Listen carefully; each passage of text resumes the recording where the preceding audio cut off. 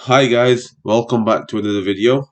Today I'm going to show you how to uninstall the Notepad++, which is this one here, which is the equivalent to a notepad.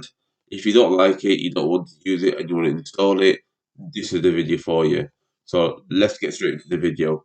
So what I'm going to do is find Notepad++, so you got the Windows icon here.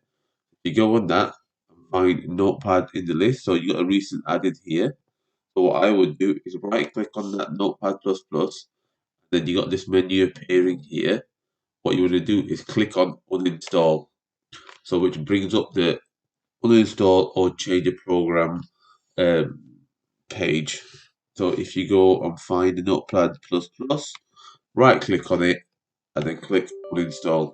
It's going to ask you, would you like to make any changes or uninstall the application? You want to click yes. And then it's going to ask you to installing from. So what you want to click is uninstall. So it's deleting it. Would you like to keep your custom settings? No, I don't want it. I want to delete it completely. That's it. That's been completed. You can click on show details and what it's done and where it's completely deleted it from. So what you want to do is press close, and you'll see on the list it's disappeared now. Yeah. So guys, I'm going to minimize that for now.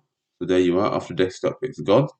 And also, if you go into the menu and try and find it as Notepad on the end, it, it doesn't appear. Yeah. So that's the easiest and quickest way to uninstall the Notepad++ if you don't want to use it anymore. So guys, I hope you've liked the video.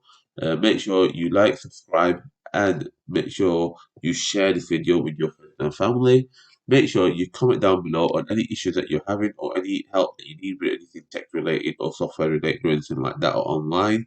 I'll try to make a video on it. Thank you guys. Thanks for watching. See you next time. Bye.